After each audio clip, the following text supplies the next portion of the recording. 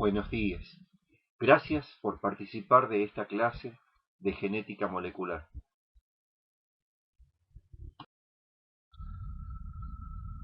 El 25 de abril hemos celebrado un nuevo Día Mundial del ADN. La efeméride recuerda la comunicación en 1953 del modelo aún vigente de esta macromolécula, logrado gracias al aporte de James Watson, Francis Crick, Rosalind Franklin y Maurice Wilkins, entre otros investigadores. La importancia del actualmente denominado modelo de Watson y Crick es que permitió explicar cómo se replicaba la molécula clave del material genético y cómo transfería su información, y con ello dar cuerpo al antiguo adagio de la genética bioquímica: un gen, una enzima. Conforme al denominado dogma central de la biología o de la genética molecular, se comenzó planteando que el ADN era la única molécula autoduplicable. La información genética fluía necesaria y unidireccionalmente desde el ADN hacia el ARN y desde este hacia la proteína. Las tres moléculas eran colineales, por lo que la secuencia de cualquiera permitía inferir la de las otras dos en base al código genético, y las proteínas tenían totalmente a su cargo la regulación del proceso. Con el tiempo se vio que la realidad era bastante más compleja que lo que la hipotética proporción 1:1 permitía suponer, entre otras cosas porque, si se considera gen a todo elemento capaz de transcribirse, por cada gen que codifica proteínas hay por lo menos otro que no lo hace. Aún así, no hay tantos genes como se suponía que tenía que haber para explicar la complejidad del organismo humano, y lo que sí hay es un aumento progresivo de la complejidad molecular, entendida como número total de genes, transcriptos y proteínas, a medida que la información fluye de una instancia molecular a la siguiente. Además, se encontró que la postulada unidireccionalidad del flujo tampoco aplicable, porque los virus de ARN también se pueden replicar. En ciertos casos, el ARN se retrotranscribe en ADN, incluso en el ser humano, y el rol regulatorio no solo de las proteínas, sino también del ARN, implica que de cierta manera ambas instancias son también fuentes de información. Lograr todo esto llevó 40 años y se hizo paso a paso, o sea, gen por gen. Pero en la última década del siglo XX, el avance de la tecnología permitió concebir y llevar a la práctica una verdadera revolución. ¿Por qué seguir estudiando un gen a la vez, cuando es factible estudiarlos conjuntamente a todos? De esa manera nació la genómica estructural y funcional, mejor conocida por sus grandes divisiones: genómica o estudio del genoma, transcriptómica o estudio del transcriptoma, y proteómica o estudio del proteoma. Las tres se ocupan de caracterizar estructuras y funciones, establecer interrelaciones, describir procesos y desarrollar tecnologías. Por otra parte, el éxito del enfoque que les dio origen ha dado pie a un creciente espectro de ómicas adicionales: metabolómica, epigenómica, interactómica, etc. Así, la doble hélice nos ha traído desde la genética molecular a la genómica estructural y funcional, y hasta las puertas no solo del diagnóstico molecular, sino del tratamiento efectivo de las afecciones genéticas en menos de 70 años. ¿Cómo no vamos a dedicar un día por año a celebrarla?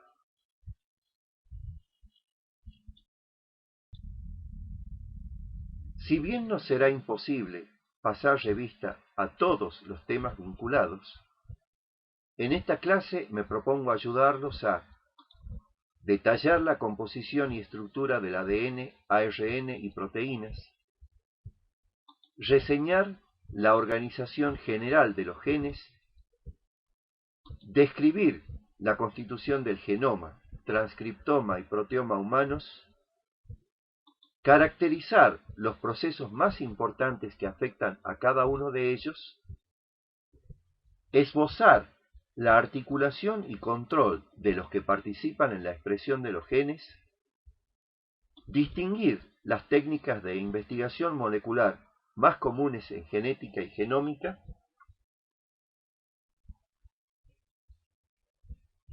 interpretar sus resultados y abordar la edición genómica como estrategia terapéutica.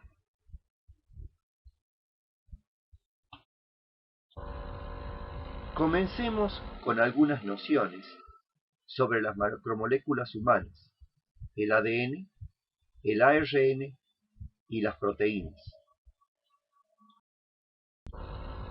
En lo que hace a la bioquímica del ADN y el ARN, ambos tienen como unidad estructural al nucleótido, constituido por una base nitrogenada, una pentosa y fosfato.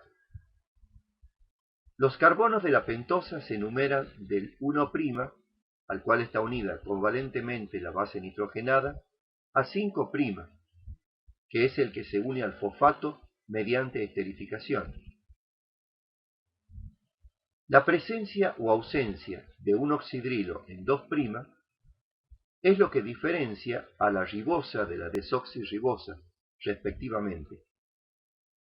Y la ausencia de los oxidrilos en 2' y 3' es lo que caracteriza a los didesoxirribonucleótidos que, como veremos, se utilizan en la secuenciación de Sanger. Entre las bases nitrogenadas, las purinas, adenina y guanina, tienen 2 ciclos. En cambio, las pirimidinas, citosina, timina y uracilo, tienen uno solo. En un polinucleótido lineal, las unidades se vinculan entre sí mediante uniones fosfodiéster. Cada unidad está unida a la anterior mediante su fosfato en 5' y al fosfato de la siguiente mediante su oxidrilo en 3'. En consecuencia, quedan libres solo el fosfato en 5' del primer nucleótido y el oxidrilo en 3' del último. Y ello define el sentido de la nomenclatura y de la síntesis de los polinucleótidos, y también de la operación de múltiples enzimas, porque todos ellos proceden desde 5' hacia 3'.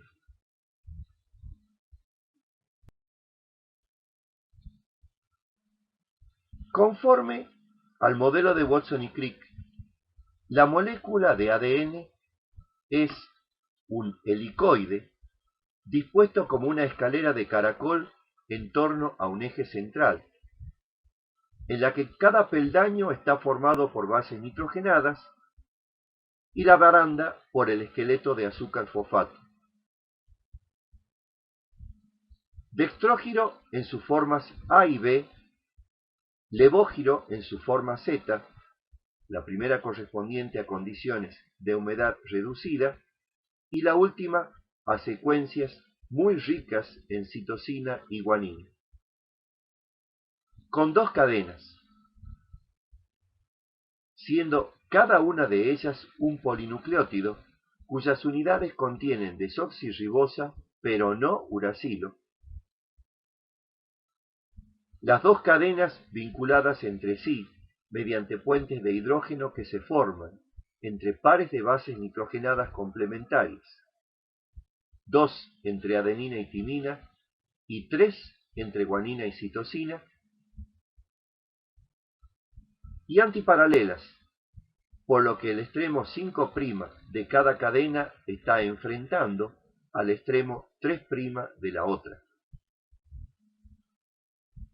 Nótese que las bases nitrogenadas de cada par de nucleótidos totalizan 3 ciclos, lo que permite que el diámetro de la cadena sea uniforme, y que la longitud de una molécula de ADN suele medirse en pares de nucleótidos, o como es más usual, en pares de bases o PB.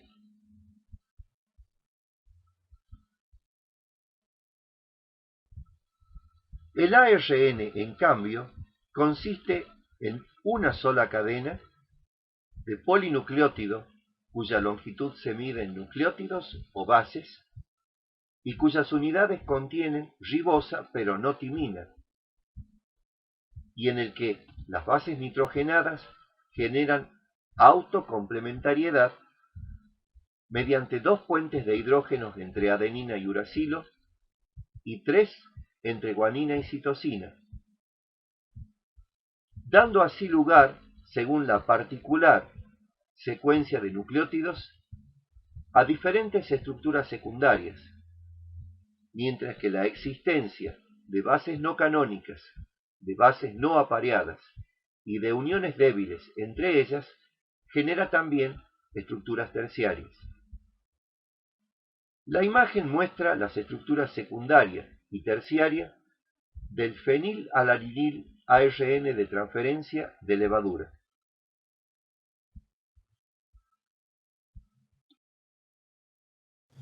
En lo que hace a las proteínas, están constituidas por los 20 aminoácidos, cuya incorporación secuencial es lo que el ADN y el ARN mensajero codifican. Para formar una cadena polipeptídica, cuyas unidades se vinculan entre sí mediante uniones peptídicas, y de cuya secuencia o estructura primaria dependen las estructuras secundaria y terciaria, en tanto que la estructura cuaternaria implica asociación entre moléculas diferentes. Las proteínas interactúan mediante afinidad mutua tridimensional, y sus asociaciones se estabilizan mediante enlaces diversos. La imagen ilustra cómo los puentes disulfuro, los puentes de hidrógeno, los grupos polares o hidrofílicos y los grupos no polares o hidrofóbicos contribuyen al plegamiento de un polipéptido para formar los dos motivos básicos de la estructura secundaria, la hélice alfa y la hoja plegada beta, y cómo, entre motivo y motivo, se encuentran segmentos polipeptídicos no tan estructurados, cuya plasticidad es fundamental para la disposición tridimensional propia de la estructura terciaria.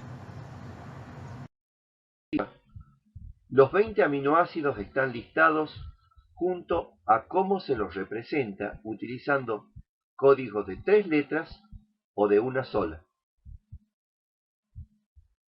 Nótese que los aminoácidos no esenciales, o sea, los que podemos sintetizar, están escritos con letra cursiva blanca, en tanto que los esenciales, o sea, los que no podemos sintetizar y debemos recibir con la dieta, aparecen con letra normal magenta.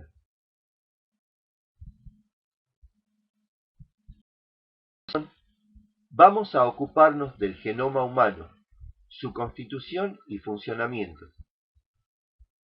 Nos enfocaremos en la organización de los genes, los componentes del genoma y algunos procesos que lo afectan.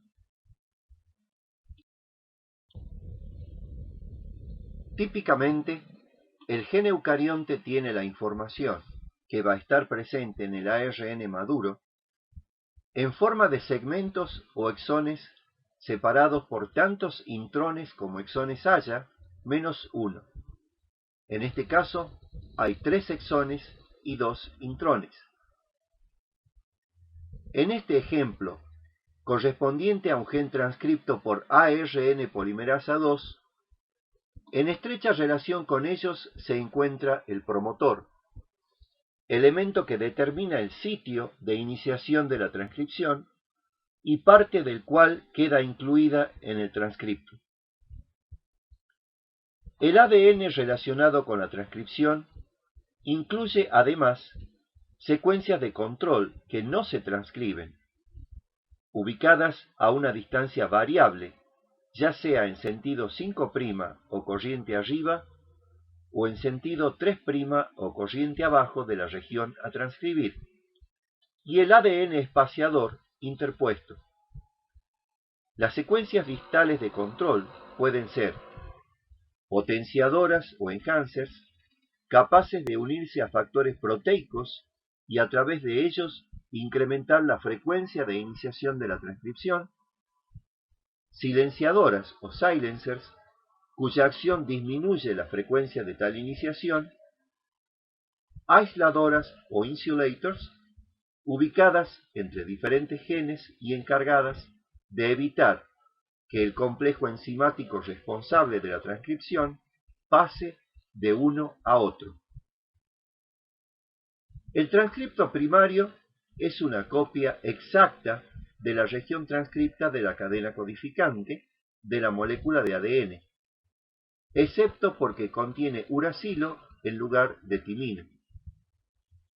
Su procesamiento dará lugar a un ARN maduro, el cual, entre otras cosas, carece de los intrones que tanto el gen como el transcripto primario tiene.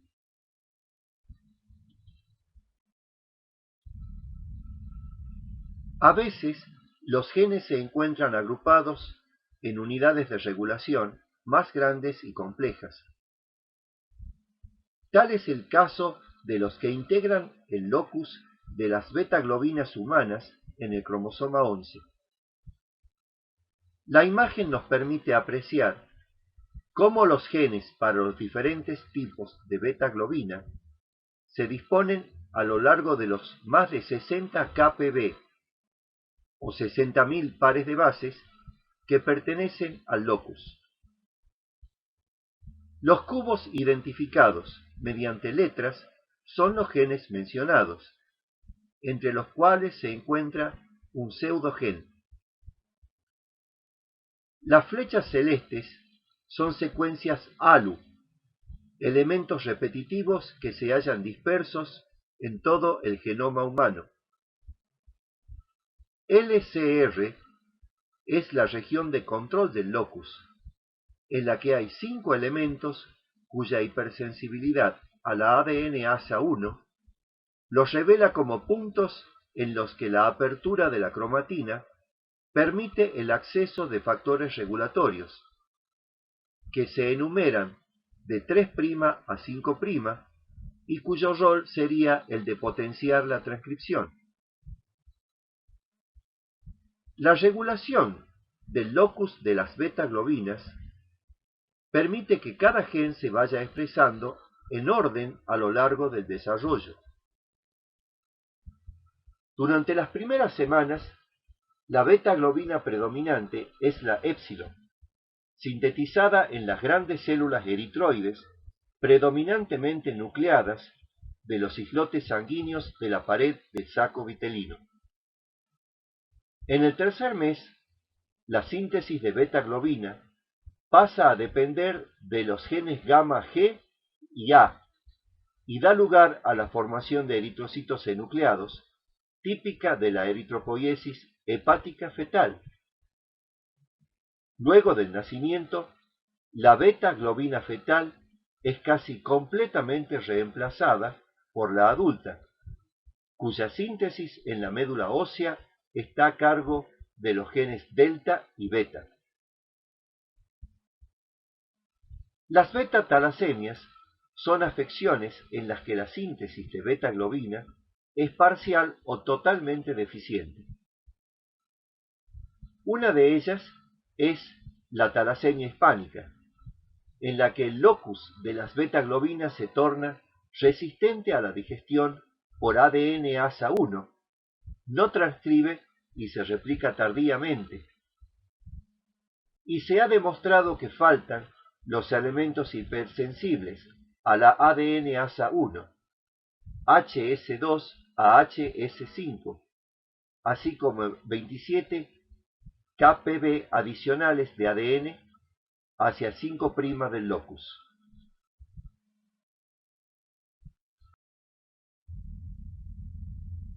El genoma humano es un conjunto formado por todas las secuencias de ADN de los 24 cromosomas nucleares, o sea, de 22 autosomas, un X y un Y, y un ADN mitocondrial. Se trata de un conjunto ideal porque ninguna célula humana normal tiene 24 cromosomas más un ADN mitocondrial. Las células somáticas normales tienen 2 equivalentes genómicos y los gametos uno solo. El genoma nuclear tiene unos 3.200 millones de pares de bases, lo que equivale aproximadamente a 1 metro. Más de la mitad es ADN repetitivo, en tándem o disperso. Las variantes estructurales interindividuales normales o polimorfismos incluyen decenas, visibles al microscopio óptico, miles de deleciones, inserciones e inversiones subcromosómicas y millones de cambios puntuales.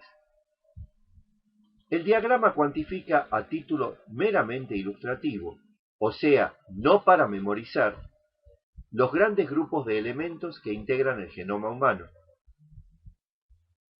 Poco menos de un tercio del mismo está formado por los exones, intrones y secuencias de control de genes que codifican proteínas, y de genes que no lo hacen aunque se transcriban en ARN. Más de la mitad consiste en pseudogenes, transposones y virus deficientes, y transposones y virus funcionales. Menos del 2% corresponde a centrómeros, telómeros, orígenes de replicación y regiones de fijación a la armazón no histónica de los cromosomas. Y 9% son secuencias de función aún desconocida, de las cuales menos de la mitad están filogenéticamente conservadas. Nótese que las categorías precitadas no son mutuamente excluyentes, que no figuran todas las que existen, como el mismo autor los reconoce con respecto al ADN intergénico de secuencia única, y que las cifras no son definitivas, sino que reflejan la información existente a la fecha del hipervínculo al pie. El genoma mitocondrial tiene 16.569 pares de base y codifica solo 13 de los aproximadamente 1.500 péptidos de una mitocondria humana, pertenecientes los 13 a los complejos 1, 3 o 4 de la cadena respiratoria. Además, el ADN mitocondrial codifica 2 ARNs ribosómicos y 22 ARNs de transferencia.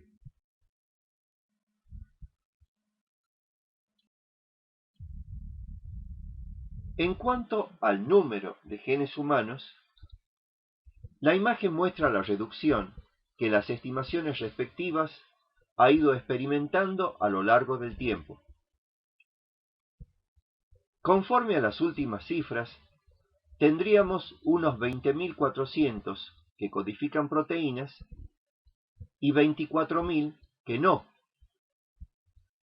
Nótese que esta clasificación refleja también la evolución hasta la fecha del concepto de gen como unidad funcional, el cual históricamente se va ampliando. Un gen, una enzima; un gen, un polipéptido; un gen, un producto. pero que aún faltaría extenderlo para que incluya secuencias funcionales que no se transcriben, como las amplificadoras, silenciadoras y aisladoras.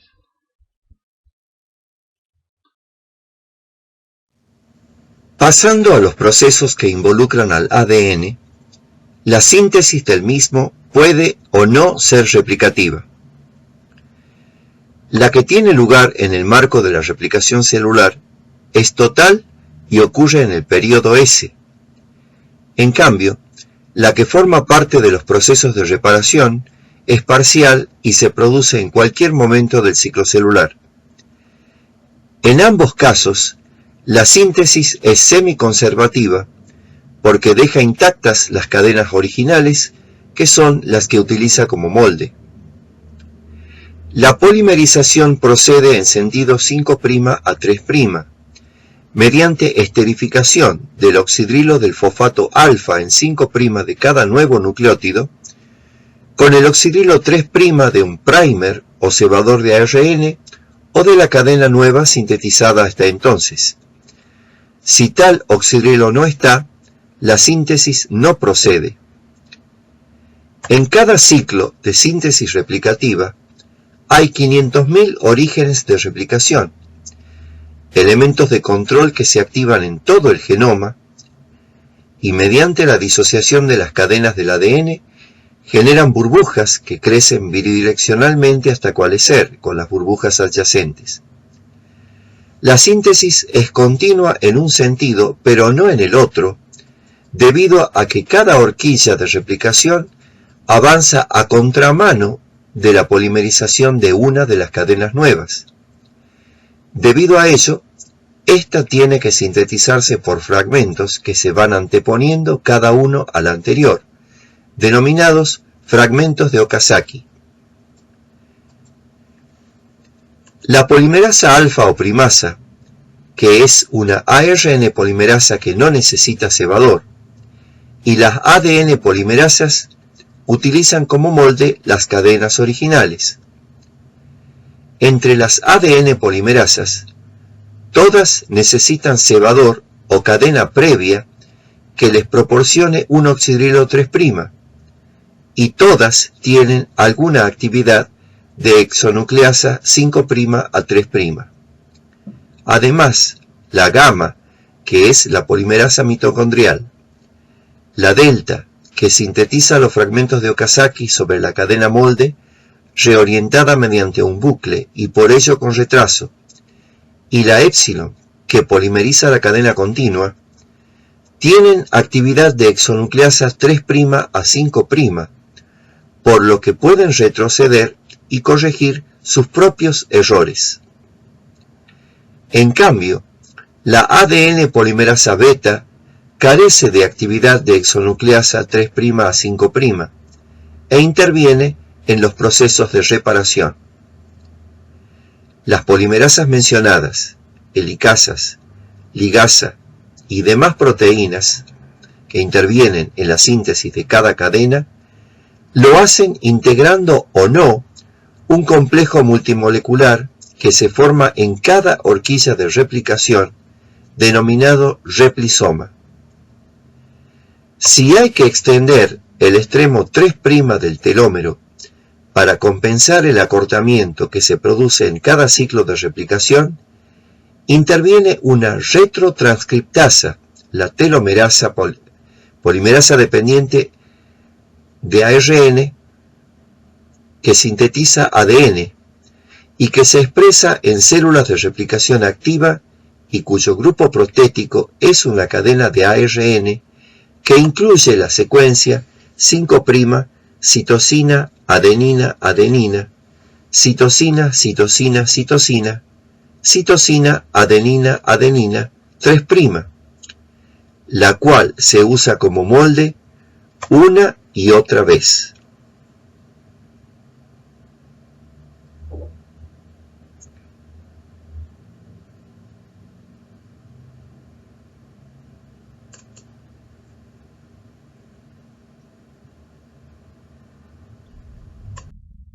La recombinación es el intercambio de segmentos de una o ambas cadenas entre distintas moléculas o regiones de la misma molécula de ADN. De acuerdo al modelo más aceptado, la recombinación se inicia mediante un corte que interrumpe ambas cadenas de una molécula de ADN y es ampliado por nucleases. El extremo 3' libre de una cadena, unido a una recombinasa, invade una molécula normal, desplaza a la cadena homóloga y se extiende. El segundo, extremo 3' libre, se extiende también, utilizando la cadena desplazada como molde. Eventualmente, la ligasa restablece la continuidad de cada cadena. Se forman así cruces de cadena entre una y otra molécula, denominados estructuras de Holliday, que pueden desplazarse con facilidad a lo largo de las moléculas involucradas, ampliando eventualmente el área de intercambio. Finalmente, la resolución de las mencionadas estructuras se realiza o bien de tal modo que sólo una de las cadenas de cada molécula quede recombinada, formando sendos heterodobletes, o bien resultando en la recombinación de ambas cadenas de cada molécula, en cuyo caso los productos se denominan recombinantes. Se trata de una instancia común a diferentes procesos como la recombinación meiótica normal y anormal, la conversión alélica, el reordenamiento genómico, la recombinación-reparación, la inserción viral y el movimiento de transposones.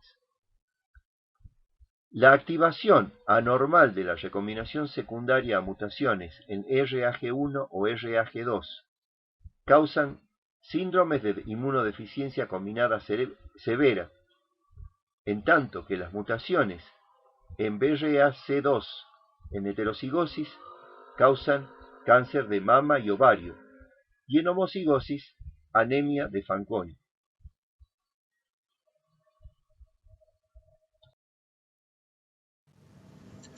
Otro proceso importante es la mutación. Sin olvidar que por mutación se puede hacer referencia tanto a la variante observada como al proceso que la genera, hay que distinguir mutación espontánea de mutación inducida, según que pueda o no vincularse a la acción de un mutágeno físico, químico o biológico. Polimorfismo de mutación, según que la frecuencia alélica correspondiente sea respectivamente de 0,5 o 1% o más, o menor que 0,5 o 1%. Mutación heredada o constitutiva de mutación adquirida, según que la misma haya venido en un gameto o sucedido después de la fecundación. Mutación germinal de mutación somática, según que esté presente en las células germinales y pueda transmitirse a la progenie del afectado o no. Mutación en un elemento codificante, lo cual puede resultar en una proteína normal, de mutación en elemento de control, con el consiguiente aumento o disminución de los niveles de la proteína normal. Mutación dinámica de mutación estática, según que la misma experimente o no cambios a través de sucesivas replicaciones celulares. Mutación puntiforme de mutación segmentaria, según que el cambio afecte a un solo par de nucleótidos o a más. El efecto de una mutación puntiforme también puede variar. La sustitución de una base por otra puede generar un codón sinónimo que no afecte a la proteína, o resultar en la incorporación de un aminoácido diferente, mutación de sentido, o generar un codón de terminación, mutación sin sentido. En cambio, la incorporación o pérdida de un nucleótido, además de algunos de los efectos locales antes mencionados, implicará un cambio en el marco de lectura del mensaje a partir de allí, por lo que si se traduce, ocasionará la producción de una proteína distinta. La imagen al pie Recuerda que las sustituciones pueden ser transiciones, si intercambian bases con el mismo número de ciclos, o transversiones, si las nuevas bases difieren en el número de ciclos con respecto a las originales.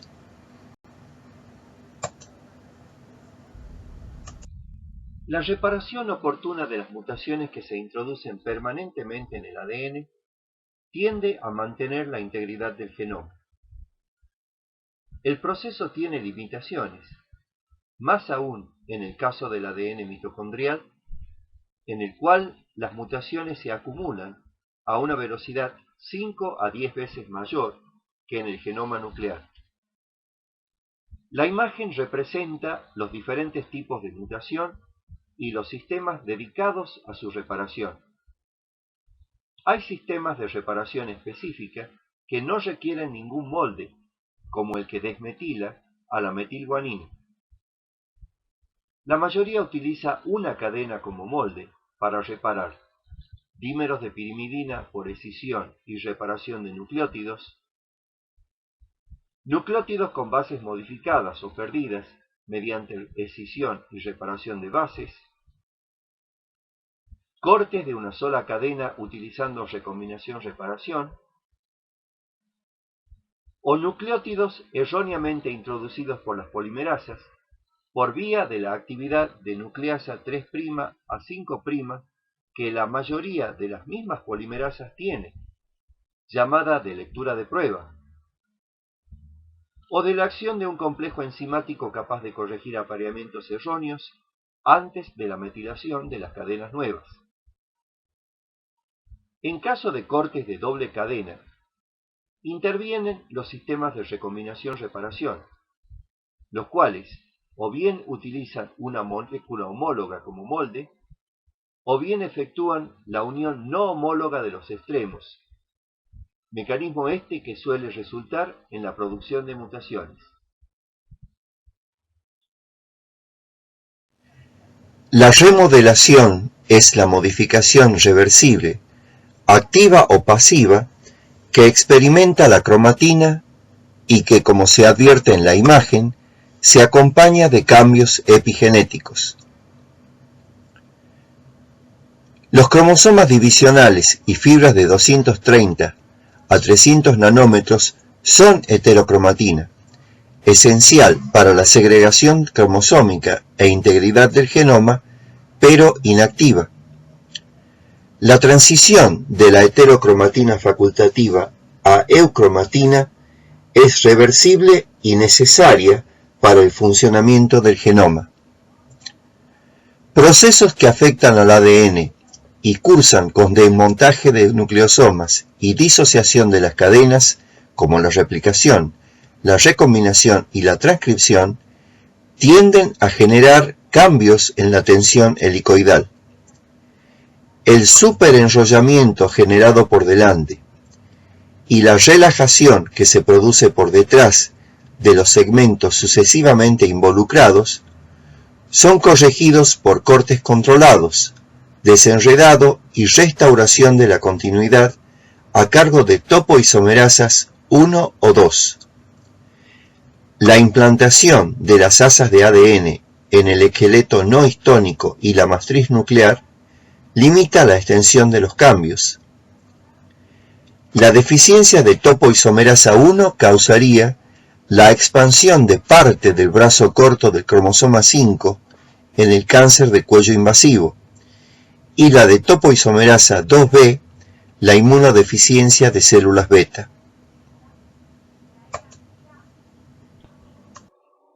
La metilación es la principal modificación epigenética que experimenta el genoma de los vertebrados.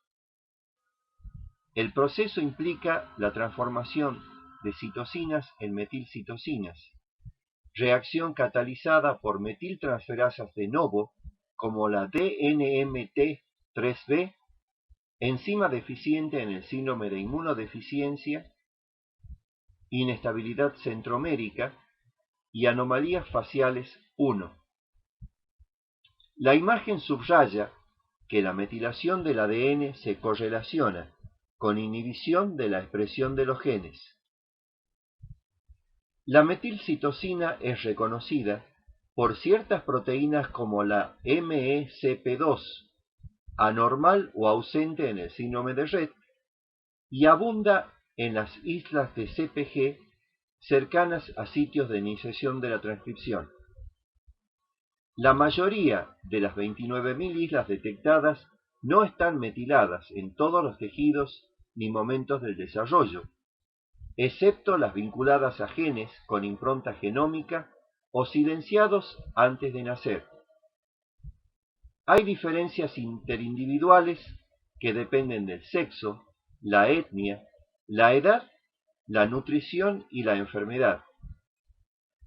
Las diferencias heredadas o impronta genómica dependen del sexo del progenitor y son mantenidas por la hemimetilasa de mantenimiento.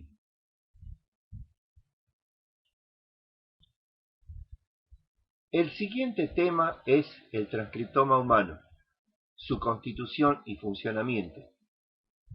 Nos interesan sus componentes y algunos procesos.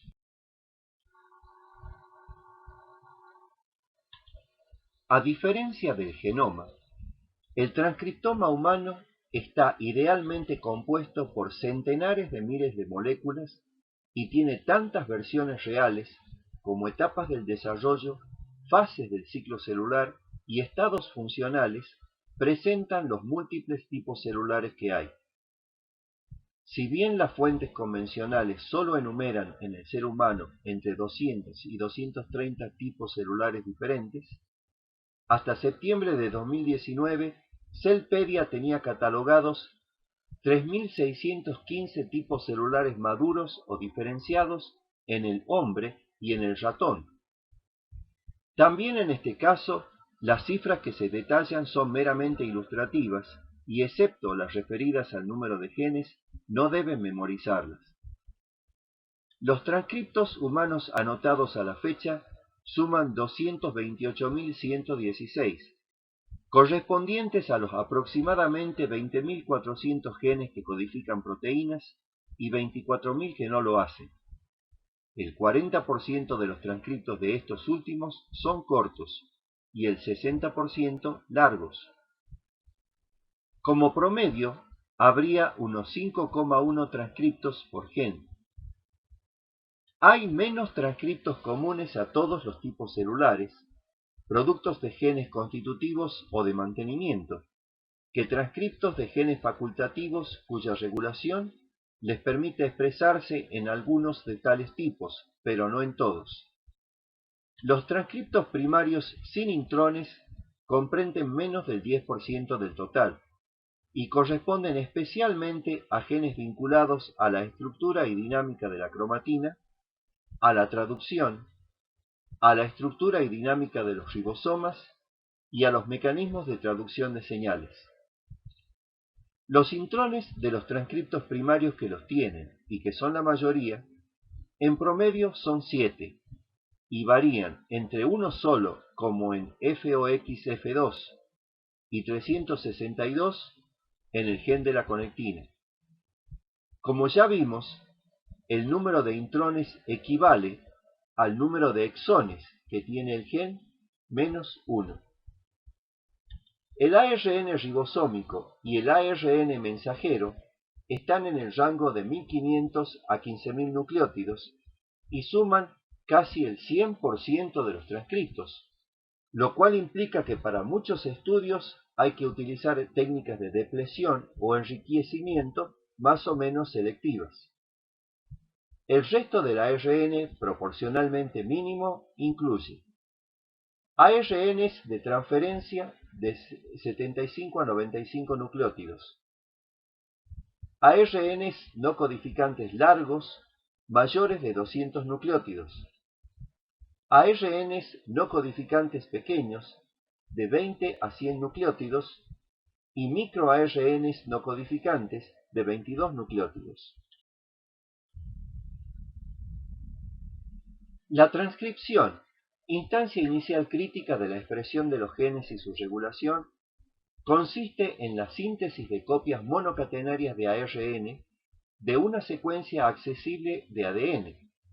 idénticas a la cadena codificante excepto porque incluyen uracilo en lugar de timina y complementarias a la cadena molde. Se realiza durante G0, G1 y el diplonema del ciclo celular, a partir de uno o más de aproximadamente 42.000 orígenes. Previa disociación local de las cadenas de ADN y a partir del sitio de iniciación definido por un promotor, la ARN polimerasa va sintetizando el nuevo polirribonucleótido mientras la burbuja correspondiente avanza abriéndose por delante y cerrándose por detrás, precedida por la indispensable remodelación de la cromatina. El proceso continúa hasta que la polimerasa encuentra una señal de poliadenilación. El uso de promotores y señales de poliadenilación alternativos puede dar lugar a que los transcriptos primarios de un gen difieran en su longitud. Intervienen las ARN polimerasas 1, 2, 3 o mitocondrial, según el caso, cuyos componentes permanentes interactúan con diferentes factores de transcripción generales y específicos durante la iniciación, la elongación y la terminación del proceso. El procesamiento del transcripto primario es la modificación que el mismo experimenta en el núcleo mientras se va sintetizando, y luego, en menor medida, en el citoplasma. El proceso está regulado por secuencias que se hallan en el mismo transcripto primario y actúan como potenciadoras o silenciadoras, y por ARNs antisentido. Mediante el mismo se genera productos variados de aproximadamente el 95% de los genes con intrones, a razón de 6,3 de ellos por gen como promedio. El procesamiento puede incluir adición de un capuchón, metilación u otros cambios químicos, cortes, eliminación de intrones y empalme de exones alternativos, incorporación de poli-A, edición por conversión o adición de bases y asociación con otros ARNs o proteínas. En particular, la edición intestinal del transcripto correspondiente a la apolipoproteína B100 por conversión de una citosina en uracilo genera un codón de terminación que al ser traducido da lugar a un péptido más corto, la apolipoproteína B48. Las diferentes etapas del procesamiento tienen como actores a ribonucleoproteínas pequeñas que integran los empalmosomas, editosomas y exosomas nucleares, estos últimos a cargo de procesar el ARN no codificante y degradar transcriptos mal procesados. La interferencia mediada por ARN es no solo un mecanismo de importancia en el control de la expresión génica, sino también una estrategia de terapia génica que ya se está comenzando a emplear. Consiste en la inhibición o silenciamiento de la expresión génica mediante ARNs antisentido o AsRNAs. Sus efectores pueden derivar de bucles en transcriptos endógenos generados por ARN polimerasas 2, 3 o mitocondrial, a partir de aproximadamente el 72% del genoma, o de ARNs exógenos como los que constituyen el genoma de algunos virus. Ambos son secuencialmente reducidos por ARN endonucleasas tipo 3, Drosha, Dicer, y proteínas argonauta a fragmentos bi y monocatenarios, respectivamente. Los ARNs antisentido de cadena simple, ARNs pequeños de interferencia o siRNAs, microARNs o miRNAs, etc., unidos a proteínas, forman complejos inhibidores de la transcripción o RITs, de la traducción o RISCs, etc. Según que el ARN antisentido en un RISC sea parcial o totalmente homólogo a su blanco, el resultado será el bloqueo o la destrucción de éste, respectivamente. A su vez, los RITs actúan mediante metilación de promotores, modificación de histonas, redisposición de la cromatina o bloqueo de la transcripción.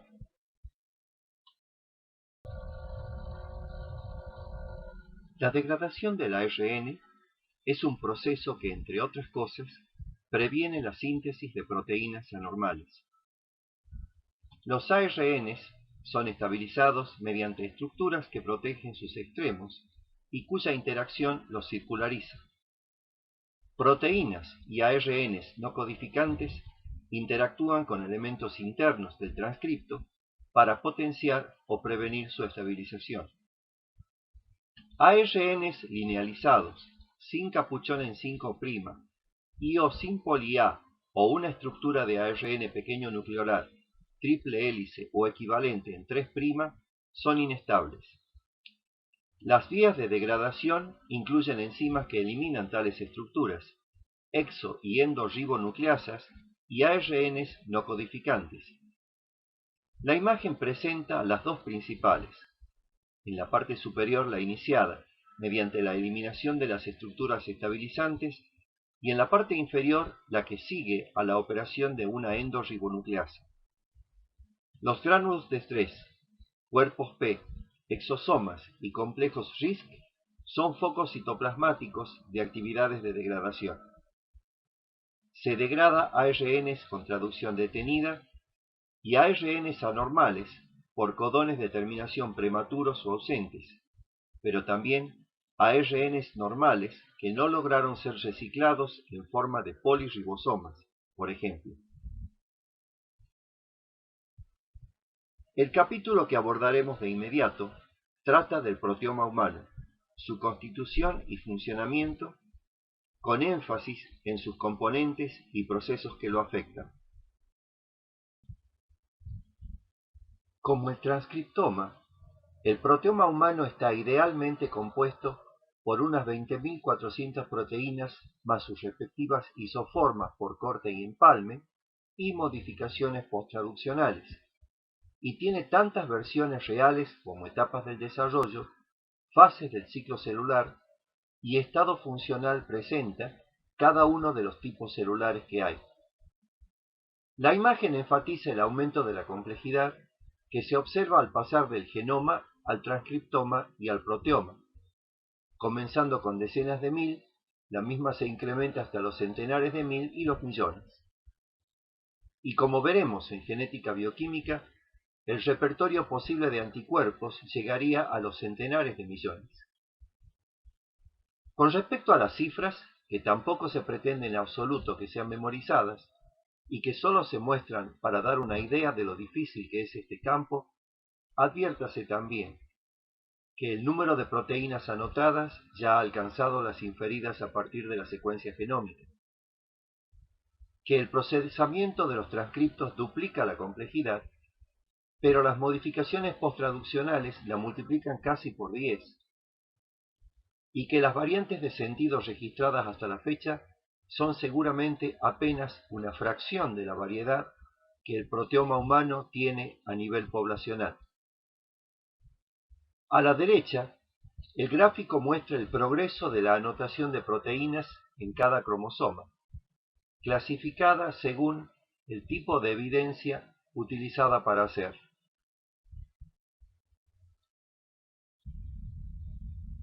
La traducción es la síntesis de una cadena polipeptídica a partir de la información contenida en un ARN mensajero.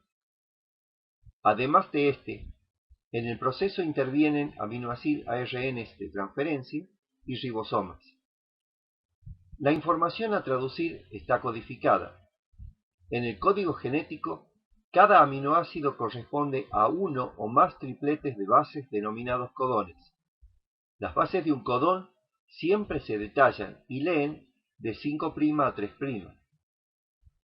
La imagen muestra los 64 codones que resultan de combinar los 4 nucleótidos del ARN mensajero identificados por sus bases nitrogenadas: adenina, citosina, guanina y uracilo.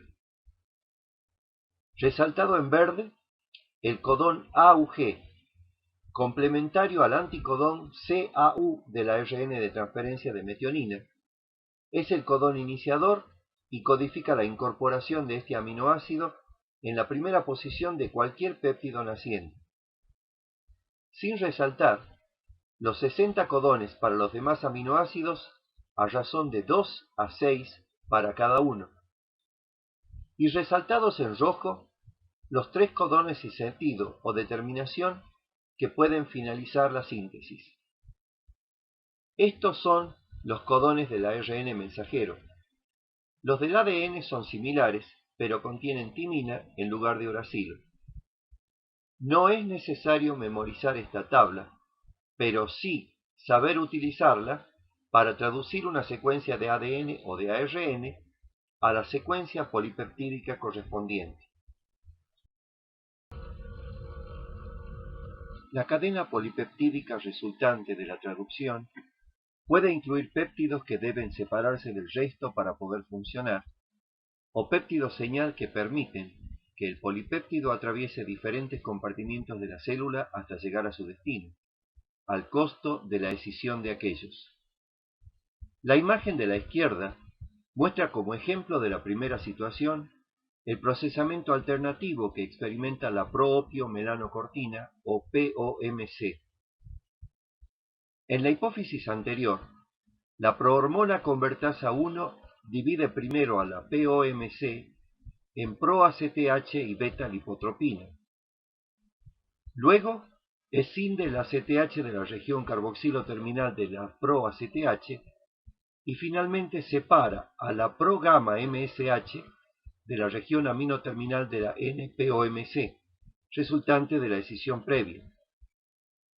En el hipotálamo y la piel, la prohormona convertasa 2 realiza múltiples cortes en POMC, aislando primero la gamma-MSH, la ACTH117 y la gamma-lipotropina, y luego de esta última, la beta-MSH. Enzimas adicionales actúan sobre la ACTH117 para liberar a la desacetil alfa-MSH y sobre esta para hacer lo propio con la alfa-MSH. La imagen de la derecha ilustra el procesamiento de la preproinsulina como ejemplo de la segunda situación. En las células beta de los islotes de Langerhans del páncreas, la preproinsulina recién sintetizada ingresa al retículo endoplásmico, dejando su péptido señal N-terminal anclado en el pasaje. Se produce el plegamiento, la oxidación con formación de puentes disulfuro que lo estabilizan dentro de la futura cadena alfa y entre las futuras cadenas alfa y beta, y la liberación de la proinsulina en la luz del retículo endoplásmico, mediante la acción de una peptidasa señal. Transferida primero al Golgi y luego a una vesícula secretoria, la proinsulina es liberada del péptido C gracias a las prohormonas convertasas 2 y 1,3, y luego convertida en insulina madura mediante la escisión de los dos últimos aminoácidos de la cadena beta por acción de la carboxipeptidasa E. En cuanto a las modificaciones químicas posttraduccionales, la imagen las detalla exhaustivamente e incluye fosforilación, acetilación, amidación, adición de proteínas pequeñas o sumohilación, formilación, glicosilación, ubiquitinación, palmitoilación, nitración, hidroxilación, sulfatación y metilación.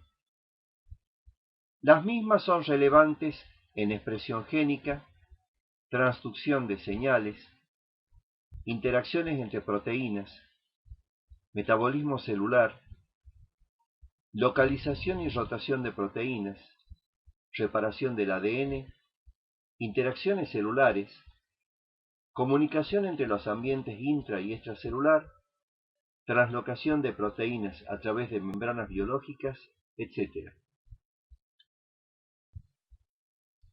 El plegamiento adecuado suele ser crítico para el funcionamiento normal de una proteína, y el inadecuado puede causar enfermedad de varias maneras. Las enfermedades priónicas humanas son entidades que pueden transmitirse no solo por herencia, sino por contagio de animal a humano y entre humanos. La imagen representa el cambio de conformación que una mutación en PRNP, heredable en forma autosómica dominante, causa en la proteína codificada, y cómo esta proteína anormal puede inducir el mismo cambio de conformación en moléculas codificadas por el alelo normal, en una suerte de contagio a nivel molecular. La proteína priónica normal tiene solo alfa hélices. En la proteína mutante, endógena o exógena, muchas de ellas son reemplazadas por hojas plegadas beta. La proteína mutante puede inducir la aparición de hojas plegadas beta en la proteína normal. En la degradación de las proteínas pueden intervenir los proteasomas o diversas vías que llevan al autofago lisosoma. La imagen da cuenta de ambas opciones. Los proteasomas degradan proteínas citosólicas desnaturalizadas y ubiquitinadas, a menos que pierdan la ubiquitina y sean replegadas por cochaperonas. Las proteínas endocitadas en vesículas recubiertas por ubiquitina o clatrina son incorporadas a los endosomas que, a menos que las reciclen vía retículo endoplásmico, las encaminan hacia el lisosoma. El lisosoma también puede incorporar proteínas citosólicas directamente o mediante chaperonas.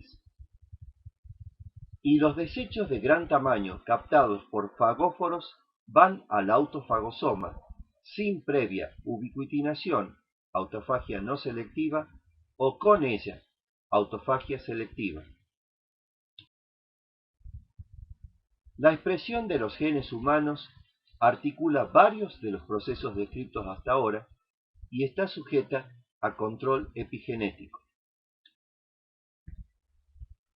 La expresión de los genes es un proceso complejo, cuyas etapas pueden desarrollarse secuencial o más o menos simultáneamente y constituir instancias de control.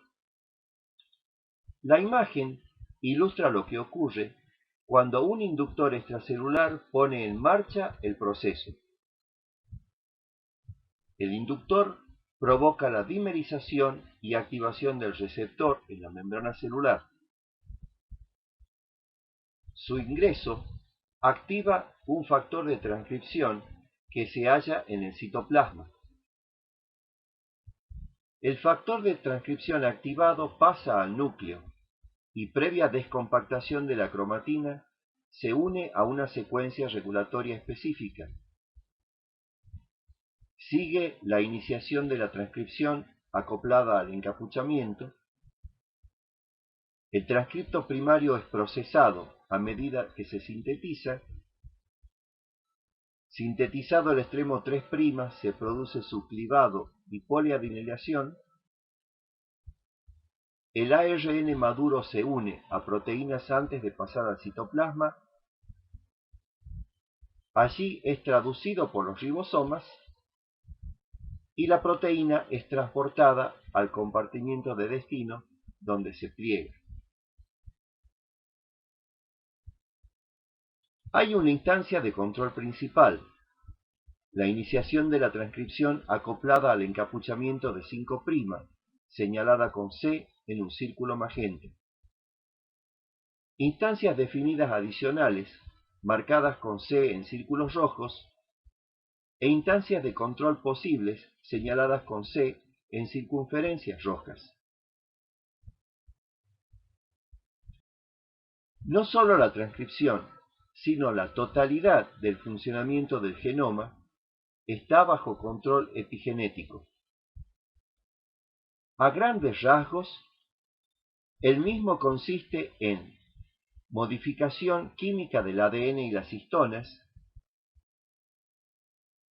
cambio de conformación de la cromatina, operación de proteínas regulatorias e interacción con ARN no codificante. La imagen detalla efectores del sistema, a los que agrupa como writers o escritores, introductores de las marcas epigenéticas, como acetiltransferasas de histonas o HATs, metiltransferasas de histonas o MATs, metiltransferasas de proteínas que actúan sobre residuos de arginina o PRMTs y quinasas. Readers o lectores capaces de reconocer las señales epigenéticas como proteínas con bromodominios, cromodominios y dominios Tudor, e erasers o borradores encargados de eliminar marcas epigenéticas como las desacetilasas de histonas o HDACs, desmetilasas de lisinas o KDMS y fosfatasas. La imagen también lista los principales procesos que el sistema controla, a saber, activación o represión de la transcripción, cambios en la replicación del ADN y cambios en la reparación de daños en el ADN. En lo que hace a la activación o represión de la transcripción, la metilación del ADN se correlaciona en general con desacetilación de las histonas, mayor condensación de la cromatina e inactividad transcripcional.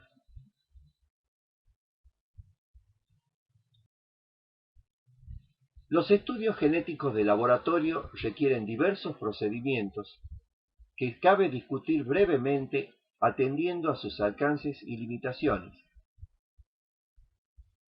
Y conviene familiarizarse mínimamente y desde ya con el formato de sus resultados, no solo para habilitar ejercicios de aplicación conceptual, sino para ir construyendo las competencias relacionadas. Consideremos entonces lo que se espera que ustedes sepan sobre muestras, preparación, electroforesis en geles, hibridación de ácidos nucleicos y secuenciamiento.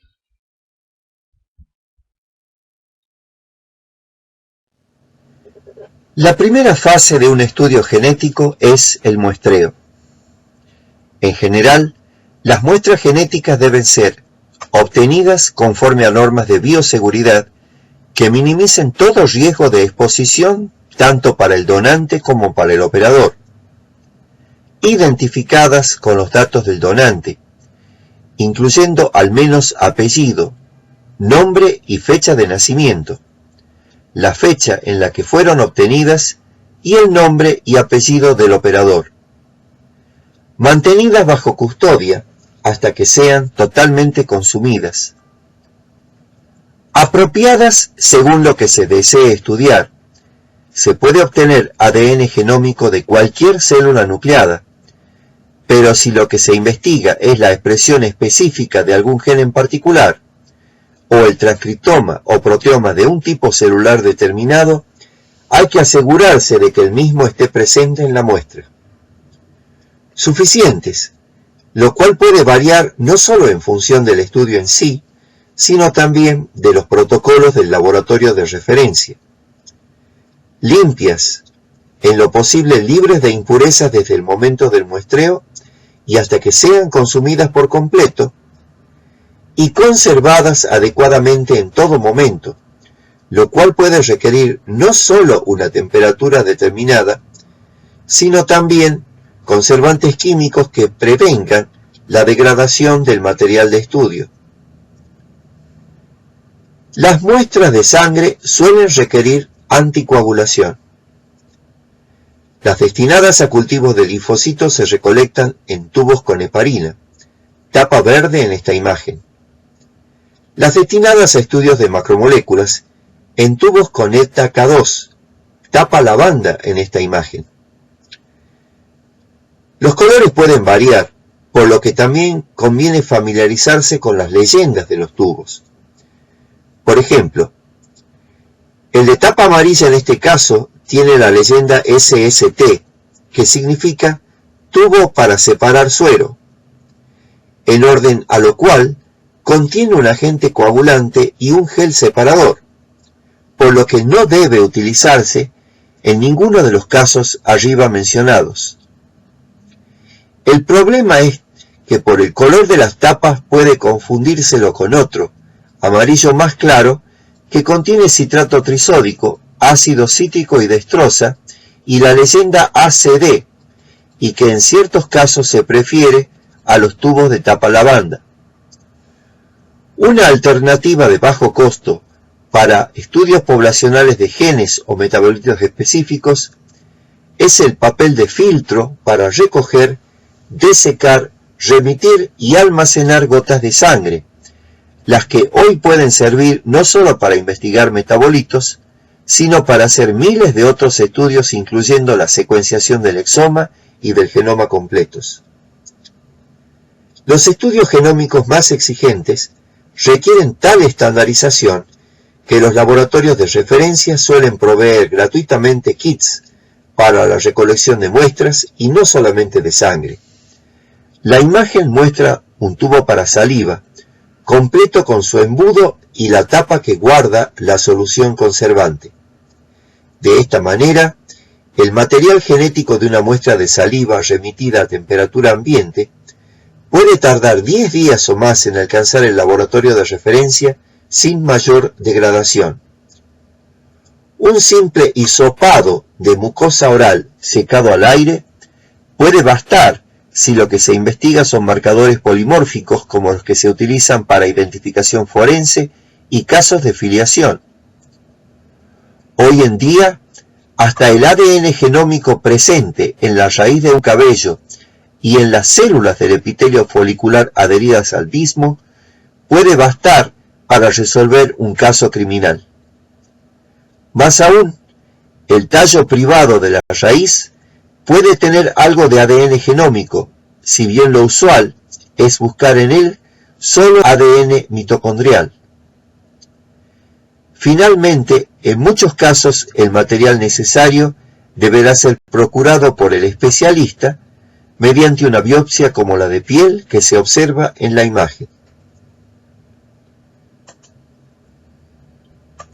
Ya en el laboratorio de referencia, la muestra es usualmente sometida a una o más de varias técnicas preparativas en orden a obtener de ella el material que se va a analizar.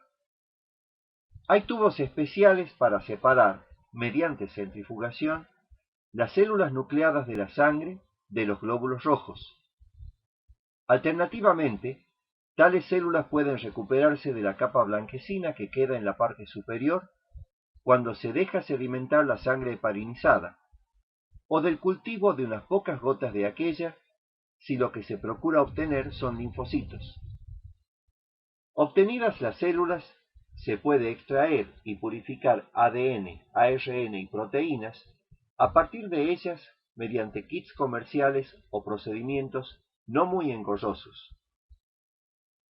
Uno o más segmentos de ADN sin fragmentar pueden ser amplificados hasta obtener miles de millones de copias mediante una reacción de polimerización en cadena o PCR.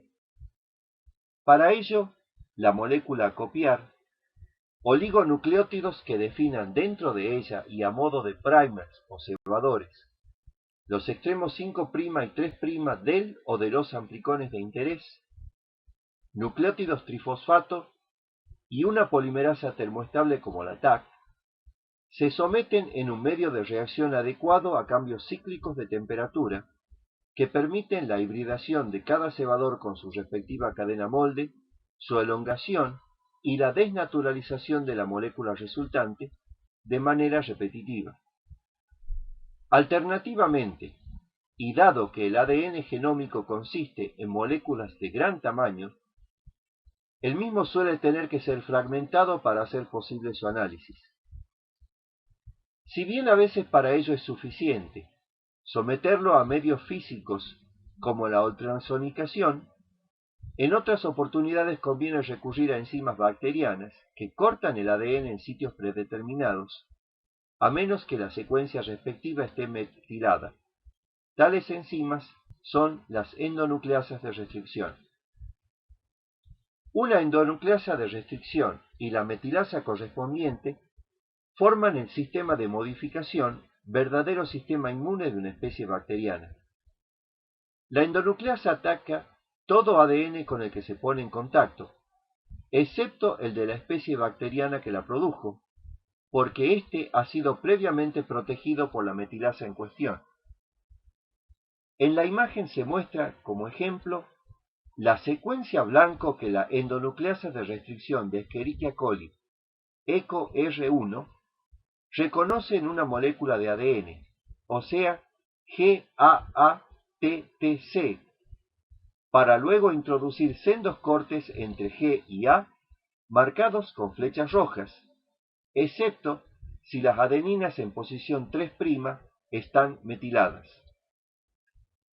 Noten que cada cadena de las secuencias blanco suele formar, como en este caso, un palíndromo con su complementaria, esto es, presentar ambas cadenas la misma secuencia de nucleótidos, siempre respetando el antiparalelismo.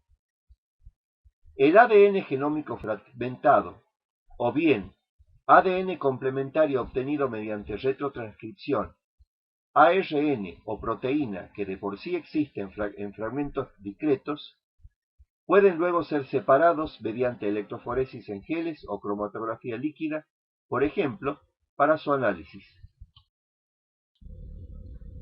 A continuación se muestran los resultados de algunos análisis electroforéticos.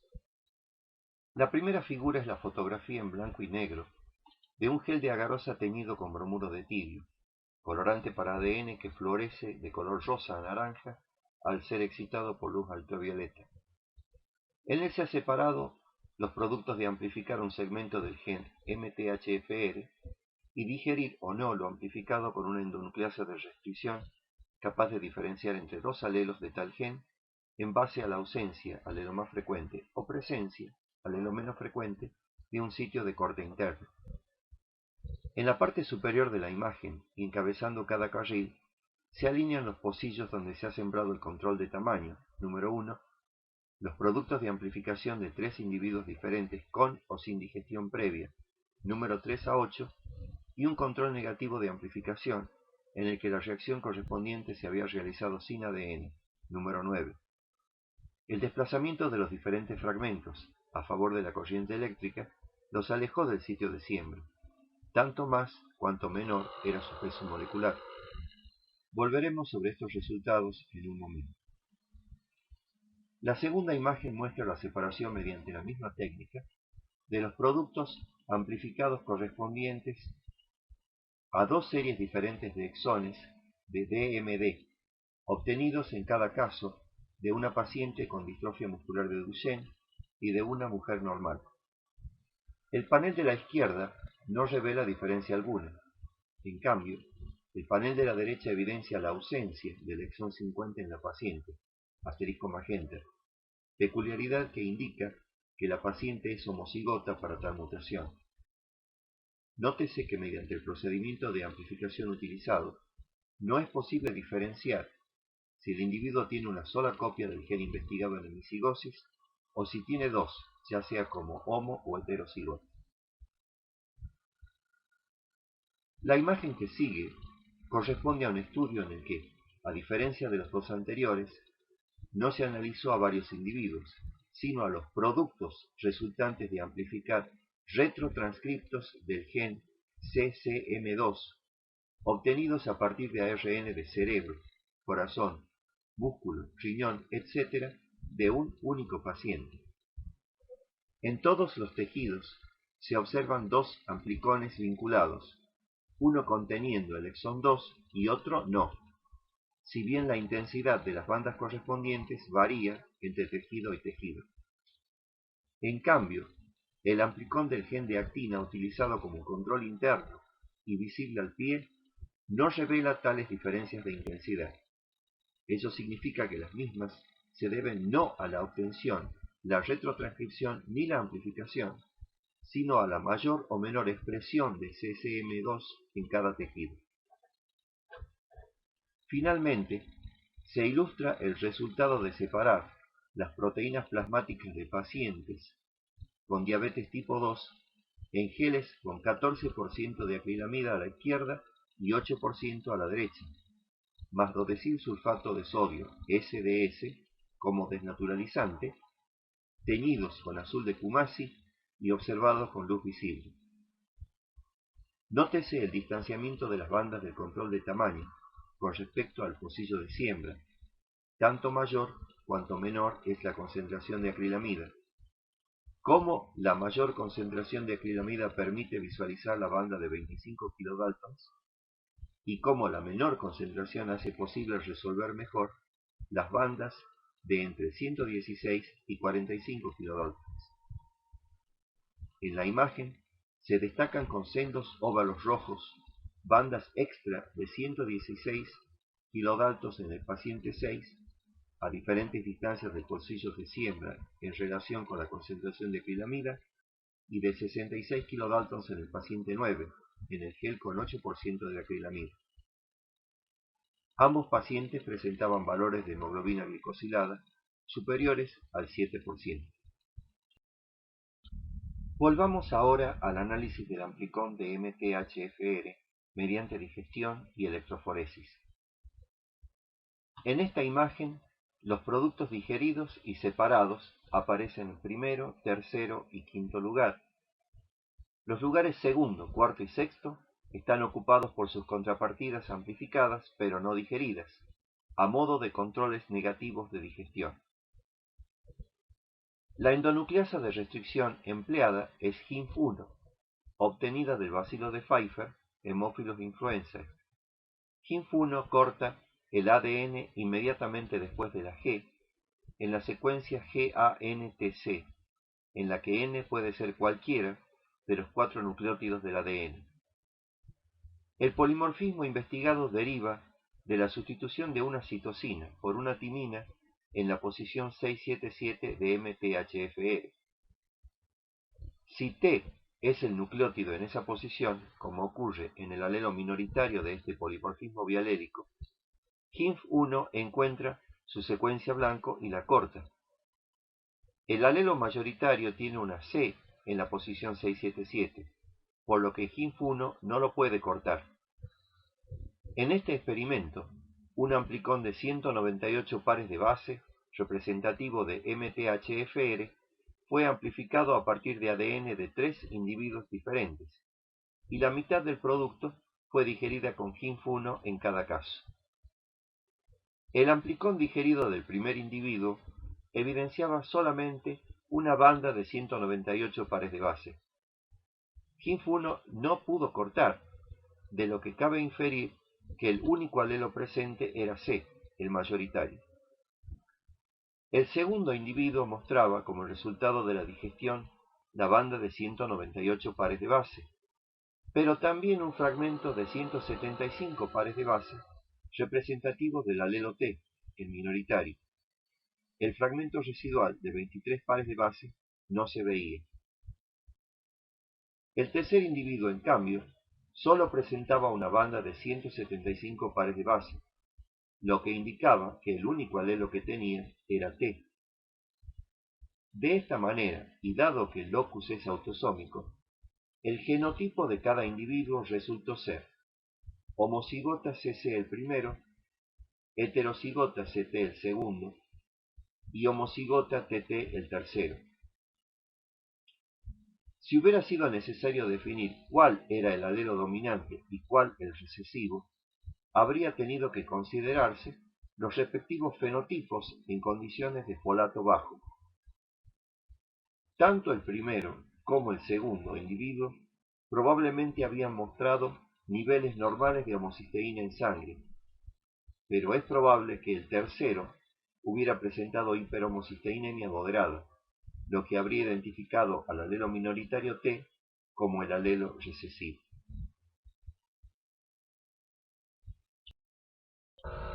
Un segundo grupo de técnicas analíticas son las basadas en la hibridación de ácidos nucleicos o en el reconocimiento por afinidad de las proteínas.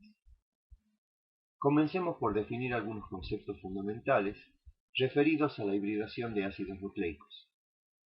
Desnaturalización es, en general, la pérdida de la estructura secundaria, terciaria y cuaternaria eventualmente involucrada, y en lo que hace al ADN, la separación de las dos cadenas de una molécula. En el caso del ADN, renaturalización es la reunión de las cadenas originales, e hibridación es el apareamiento de una cadena original con otra de un origen diferente. Las técnicas de hibridación de ácidos nucleicos procuran la desnaturalización de los mismos y su posterior hibridación con una sonda en función de complementariedad de bases.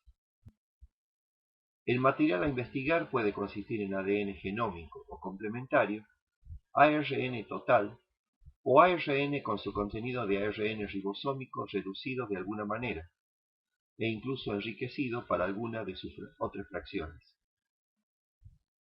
Las sondas pueden ser fragmentos de ADN genómico, ADN complementario u oligonucleótidos. Las señales a incorporar a las sondas o al material investigado para permitir la visualización de la hibridación pueden ser radioisótopos, fluorocromos o moléculas reactivas. Los blancos a poner en evidencia mediante la hibridación pueden ser genes, polimorfismos, otras secuencias genómicas, transcriptos, etc. Los soportes físicos para la hibridación suelen ser medios sólidos diversos, como membranas flexibles o láminas de vidrio o plástico.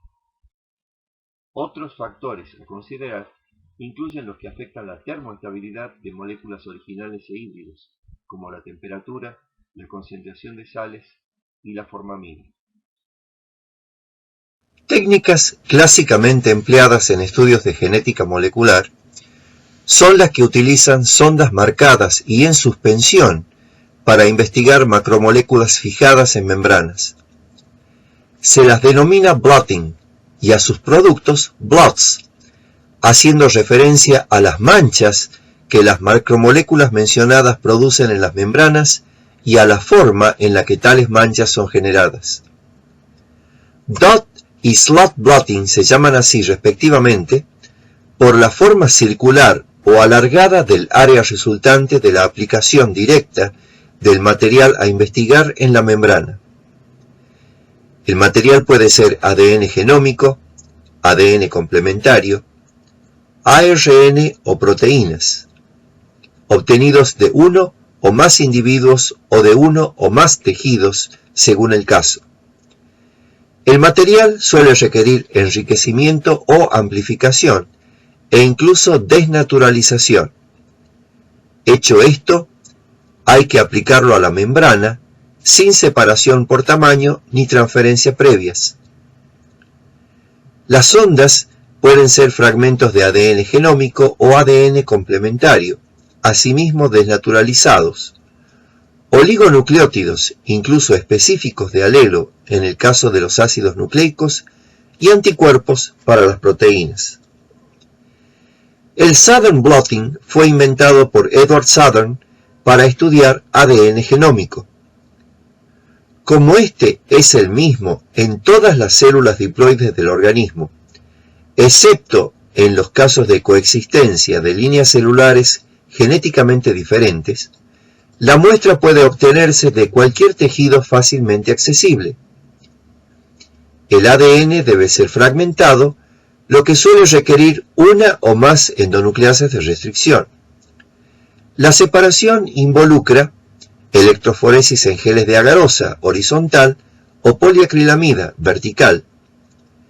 Sigue la desnaturalización de los fragmentos y su transferencia por capilaridad a la membrana, donde se recomienda fijarlos mediante luz ultravioleta. Como sondas, cabe usar uno o más fragmentos desnaturalizados de ADN genómico o ADN complementario u oligonucleótidos. El jocosamente llamado Northern blotting se emplea para ARN.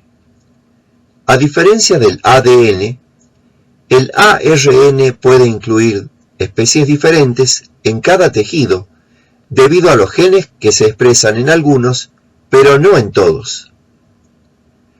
No requiere fragmentación, pero sí desnaturalización.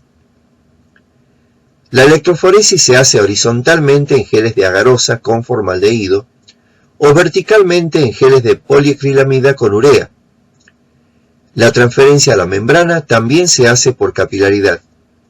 Como sondas, cabe utilizar las mismas que se emplean en el Southern Blotting.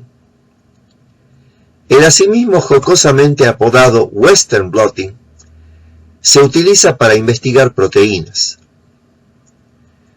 También en este caso, las muestras deben tomarse de los tejidos que expresan la o las proteínas de interés. No necesita fragmentación, pero puede requerir desnaturalización de las muestras mediante calentamiento y SDS. La separación utiliza geles verticales de poliacrilamida con o sin SDS, según lo que se está estudiando, sean proteínas desnaturalizadas o proteínas nativas, respectivamente. Suele practicarse la electrotransferencia a la membrana. Las sondas son anticuerpos. En todos los tipos de blotting, cabe aplicar sistemas de detección radioactiva, luminiscente o cromogénica. Los dos primeros permiten visualizar los resultados mediante autorradiografía. El último, mediante fotografía o video. Aquí se puede observar ejemplos demostrativos de los resultados de cada técnica. La primera imagen corresponde a un slot blot en el que ADN amplificado de los padres y abuelos de una paciente con fibrosis quística se genotipificó utilizando oligonucleótidos específicos de alelo para la mutación delta F508, el polimorfismo I506B y la correspondiente secuencia normal de CFTR. Las filas contienen manchas de ADN de los individuos que hay en el árbol, una por cada individuo y alineada debajo de él. Los que se ven permiten hacerlo porque la sonda indicada al comienzo de la fila, marcada con fósforo 32, encontró y se hibridó con su complemento exacto, tal y como la película radiográfica con la que se hizo esta imagen lo demostró. Los resultados indican que la afectada es homocigota para delta F508, que el padre posee ambas variantes por lo que es un heterocigota compuesto, que el abuelo paterno y la madre son heterocigotas clásicos para delta F508 y que la abuela paterna también lo es, pero para I506B. La segunda imagen reproduce el Southern blot de una mujer afectada por distrofia muscular de Duchenne, un trastorno ligado al X recesivo. Su ADN, los de sus padres y los de dos controles normales se obtuvieron de linfocitos de sangre periférica, purificaron y digirieron con la endonucleasa HIM3. Cantidades iguales de cada reacción se sembraron en un gel de agarosa de tal modo que la paciente corriera por el carril central, su padre por el carril anterior, su madre por el carril posterior, y por fuera de los tres los controles masculino a la izquierda y femenino a la derecha. Los carriles extremos se destinaron al control de tamaño. Los fragmentos se separaron electroforéticamente en una cuba horizontal. Después se los desnaturalizó, transfirió a una membrana, fijó con luz ultravioleta e hibridó con un ADN complementario conteniendo los exones 47 a 52 del gen DMD, marcado con fósforo 32 y asimismo desnaturalizado. Luego de los lavados de rigor, una película radiográfica virgen fue expuesta a la membrana radioactiva. Cuando fue revelada, la película evidenció las bandas que se observan en la figura. Los resultados muestran que todos los exones mencionados están representados por una banda en el padre, la madre y los controles normales, excepto por el exón 48, al que corresponden dos bandas. Se advierte también por la mayor intensidad relativa de cada banda que las mujeres tienen más ADN, lo que se explica porque los varones tienen un solo cromosoma X y las mujeres dos. En cuanto a la paciente, llaman la atención la aparente pérdida de los exones 50 y 51, y la presencia de un fragmento extra de 8 kilobases aproximadamente, derivado probablemente de la unión de los fragmentos genómicos residuales, pero mayor que la suma de ambos, 3,7 y 3,1 kb. La amplificación de ambos exones reveló, como vimos anteriormente, que el único que en realidad falta es el exón 50, y el estudio de microsatélites demostró que la homocigosidad y consiguiente manifestación de la enfermedad en esta paciente se debían a que sus dos cromosomas X eran idénticos, anormales y de origen materno, por lo que el caso se diagnosticó como isodisomía uniparental. La tercera imagen muestra un Northern blot correspondiente al mismo caso en el que, según ya vimos, fue posible detectar mediante RT-PCR, o sea, mediante amplificación de retrotranscriptos y electroforesis en gel de agarosa, variantes del ARN mensajero de CCM2 con y sin el exón 2. En el presente estudio también se utilizó ARN de diferentes tejidos, pero de un solo individuo, distribuido en los distintos carriles como se indique. Las sondas fueron ADNs complementarios para CCM2 y para beta-actina, marcados con fósforo 32. Suponiendo que se cargó la misma cantidad de muestra en cada pocillo, las diferencias de intensidad a nivel del control interno de beta-actina ponen en evidencia la desigual eficiencia en la obtención del ARN de los distintos tejidos. Debido a ello, el exceso relativo del ARN mensajero para CCM2 sería atribuible a una mayor eficiencia en su aislamiento a partir de corazón y músculo. Por el contrario, su presencia en cerebro y su casi ausencia en colon, por ejemplo, estarían reflejando diferencias reales en los niveles de expresión del gen en tales órganos. Llama la atención lo netas que son las bandas en un Southern blot y lo poco definidas que lo son en un Northern blot. Ello estaría reflejando la microheterogeneidad de cada transcripto, causada por las diferentes longitudes de sus colas de poli A. La última imagen es la de un Western blot, en el que aparecen 4 pacientes con distintas distrofinopatías y un control normal. La sonda es un anticuerpo contra el dominio central de la distrofina, marcado con peroxidasa. Esta reacciona con diaminobencidina para generar un pigmento visible. El control normal está en el carril número 3 y sirve de referencia por el tamaño y la intensidad de las bandas, expresión esta última de la abundancia relativa de la proteína. En este sistema, la distrofina normal aparece como un doblete intensamente teñido de 427 y 400 kilodaltons, más productos de menor peso molecular. En la imagen, el carril número 1 corresponde a un paciente con distrofia muscular de Becker y distrofina de tamaño y apariencia normales, pero en menor cantidad. En el carril número 2 está otro paciente con Becker, este con distrofina de menor tamaño y en menor cantidad. El carril número 4 contiene proteína de un paciente con Duchenne y ausencia casi completa de distrofina. Y en el número 5, la banda de 427 kilodaltons apenas visible da cuenta de una severa reducción de la distrofina en un paciente con Duchenne. Si bien en este caso no parece haberse utilizado, al analizar un Western blot también puede utilizarse una proteína que sirva de control interno y un anticuerpo que lo reconozca, para asegurarse de que las eventuales diferencias en la intensidad de las bandas son genuinas y no debidas a diferencias en la obtención de la muestra o en la carga del gel. Las técnicas de hibridación descritas hasta ahora no pueden estudiar más que algunas decenas de individuos, tejidos o tipos celulares a la vez, y ello debe hacerse con no más de unas pocas sondas.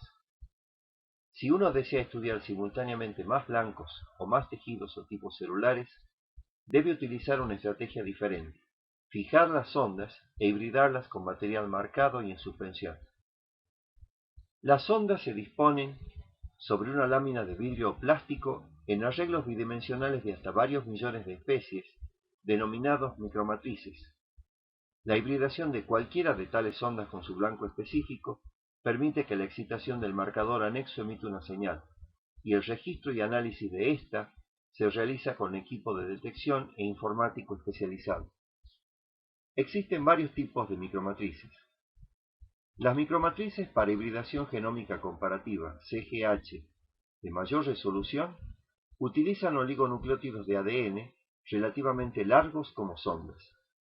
Cada especie de los mismos es complementaria a una secuencia genómica, por lo que si ésta está presente en el material investigado, se unirá a ella aunque queden algunos nucleótidos sin aparear. El material a investigar, ADN genómico fragmentado o ADN complementario, se marca con un fluorocromo adecuado, que en esta imagen es de color verde. Las condiciones de la hibridación permiten no solamente detectar excesos o defectos de material homólogo a una o más de las sondas, sino también estimar cuántas copias hay de menos o de más. Ello se logra marcando material equivalente de un control normal con un fluorocromo diferente, en la imagen de color rojo, y aplicando simultáneamente a la micromatriz ambos materiales, el investigado y el control, en idéntica cantidad. De esa manera, si el material investigado está en exceso, el punto correspondiente en la micromatriz de la imagen será verde, lo que para un locus autosómico corresponde a la presencia de copias en proporción 3:2 o, si se quiere, 1,5:1. Si es deficiente, rojo, lo que indica presencia de copias en proporción 1:2 o 0,5:1. Y si no hay alteraciones en el número de copias, amarillo, o sea presencia de copias en proporción 2:2 o lo que es lo mismo, 1:1. La gráfica de los resultados se ajusta para que una deflexión de la curva hacia arriba de la línea de base indique exceso de material y hacia abajo deficiencia. Las micromatrices para polimorfismos de nucleótidos simples, SNP, utilizan oligonucleótidos de ADN relativamente cortos como sondas. Una sonda de estas puede tener hasta 4 variedades, según que incluya A, C, G o T en su parte media y en la posición precisa, para que solo una de ellas pueda complementar perfectamente y unirse a la secuencia investigada. Ninguna de las otras podrá hacerlo, aunque el resto de sus secuencias corresponda perfectamente. El material a investigar, ADN genómico fragmentado o ADN complementario, se marca con un fluorocromo adecuado. En este caso, la intensidad del color verde en uno o más de los puntos de la micromatriz indica directamente cuántas copias hay del alelo o alelos detectados. Tal intensidad puede ser 0, sin color verde, ninguna copia, 1, verde claro, 2, verde, 3, verde oscuro, e incluso más. También aquí la gráfica de los resultados se ajusta para que una deflexión de la curva hacia arriba de la línea de base indique exceso de material y hacia abajo deficiencia.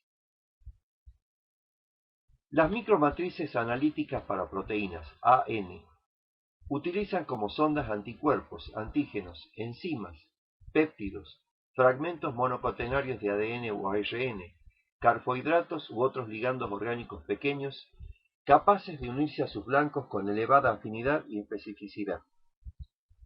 El material investigado es una suspensión de células o tejidos homogeneizados, cuyas proteínas han sido marcadas con un fluorocromo, a fin de poder valorar su ausencia, presencia y concentración relativa con respecto a las de un control, marcadas con un fluorocromo diferente. La técnica requiere mezclar cantidades idénticas de proteína total de la muestra investigada y la muestra control, aplicarlas a la micromatriz y analizar los resultados de manera análoga a lo ya visto con las micromatrices para CGH. Ello permite estudiar simultáneamente los cambios que se producen en los niveles de múltiples proteínas en condiciones normales y anormales. Las micromatrices funcionales para proteínas, FN, utilizan como sondas proteínas o péptidos nativos individualmente purificados o sintetizados in vitro, capaces de unirse con gran afinidad y especificidad a componentes apropiadamente marcados de una suspensión investigada. Ello permite identificar simultáneamente múltiples sustratos de enzimas de interés, receptores de agentes biológicos o químicos y modificaciones posttraduccionales de péptidos, estudiar las dinámicas de sus interacciones con las ondas y estudiar las redes biológicas en las que participan.